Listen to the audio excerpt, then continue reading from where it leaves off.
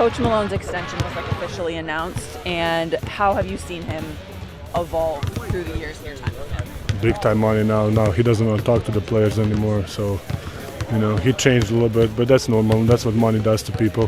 He didn't buy me any present. You know what, now that he's mentioned it, I haven't received a present from the producer of this show either, and our anniversary is coming around the corner.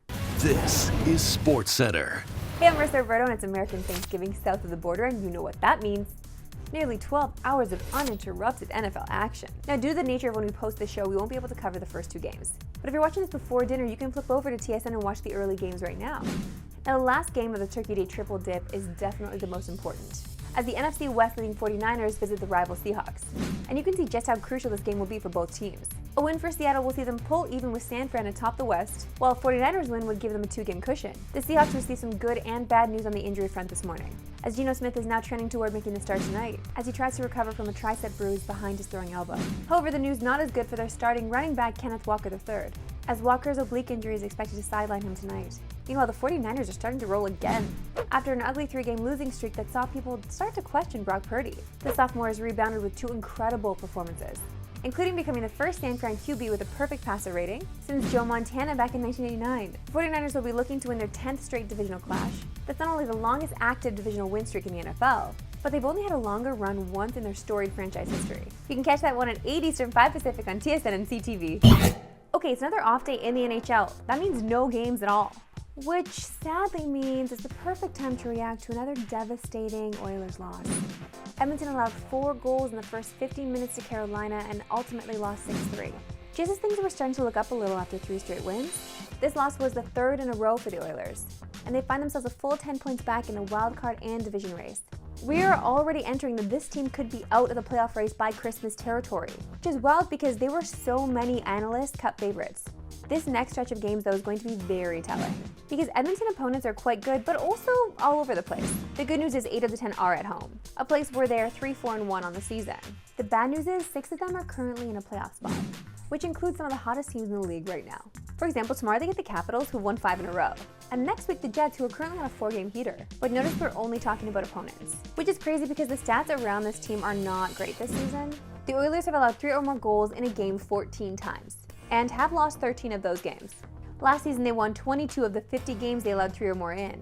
So even though they were getting scored on, their offense rescued them almost half the time, which unfortunately is not happening at all this season.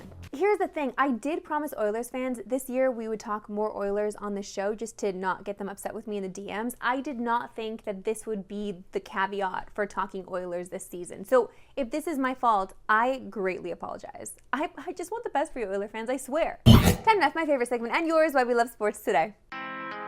Why we love sports today. And for we've got a troll of epic proportions from Division I football south of the border, where backup center for Davidson made a surprising declaration for the NFL draft.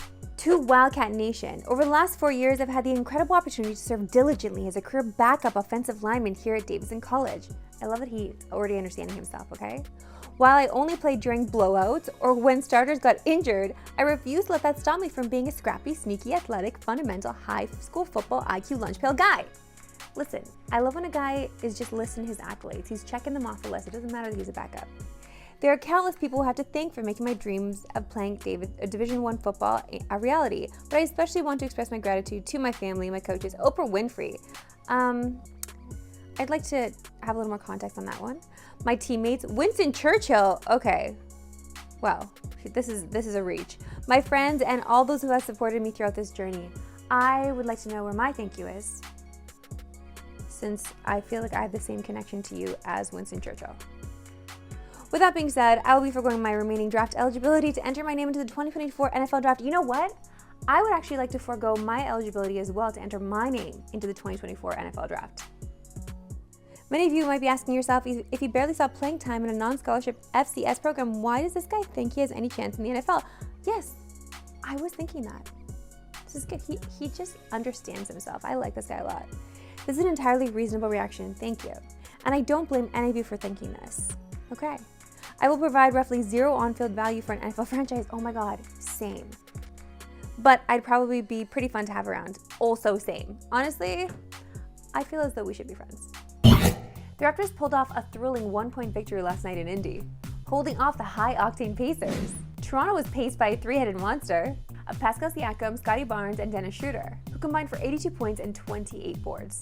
However, another key contributor was Malachi Flynn off the bench, who was their next leading scorer with 14 points in just 19 minutes. And he got some love after the game from his new coach.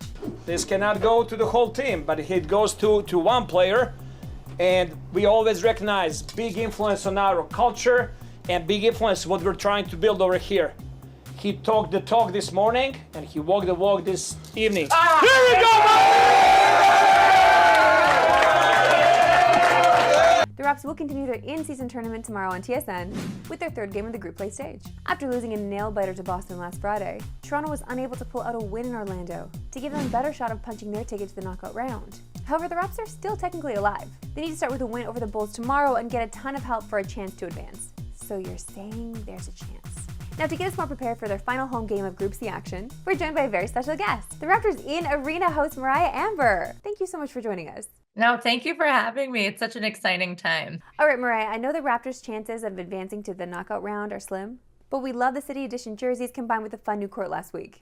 What else can fans expect if they're in the stands for the in-season tournament game? What separates this from other regular season games? Well, as you mentioned, there's a complete new look that fans are seeing, from the court to the new threads. The golden jersey is my absolute favorite. So this new City Edition jersey is honoring the 10 years of partnership between the Toronto Raptors and Drake and OVO, and you could just tell the fans are loving it. And the contrast with the court, I'm really into fashion, and it's so aligned with a lot of what I like and what the fans do as well. So this is also the first time the Raptors have had an all gold uniform, so it's pretty special. And of course, the atmosphere is very much playoff atmosphere. It just gives it a new energy. Always a good time. Now, last Friday, we had Matt and Jack joined by Drake on the broadcast, and it almost inspired a wild Raptors comeback. What's been your favorite thing that the in-season tournament has brought to the Raptors in-game experience?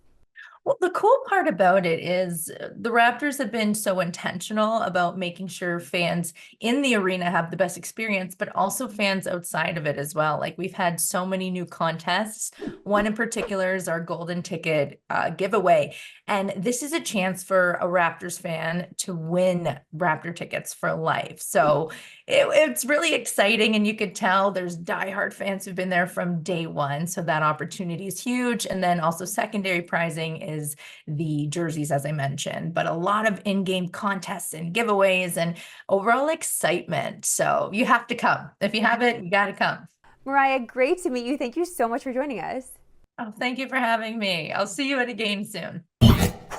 It's promo time. Okay, I forgot how to do it. I'm sorry. Is it the punching?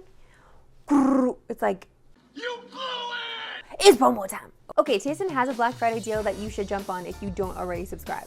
Oh, I love deals, guys. I love Black Friday deals. You can stream a full year of the greatest moments in sports for 40% off, and that also includes a full year of TSN Plus, which also means access to NFL Red Zone. So football, hockey, tennis, F1, basketball, baseball, you name it, we've got it, and you can too for 40% off. Sorry, that sounded really salesy, but like, I'm just trying to convey to you how much of a deal this is. Because you could just get it for you, sure, but you could also get it for somebody else who loves sports. Why, this is the perfect sports fan gift. It's a good deal. Look at the unreal slate we've got coming up. We got the 49ers and Seahawks tonight, and the Dolphins and Jets in the first ever Black Friday game tomorrow, the Leafs and Sens in regional NHL action, and the Raps hosting the Bulls in their in-season tourney game. That is just what we have in the next 36 hours. So imagine that multiplied with everything you get all year. For more on this offer, click the link below and subscribe now. This offer ends November 28th. That's all for today. We'll see you right back in a month. No Pacific. Have a good one.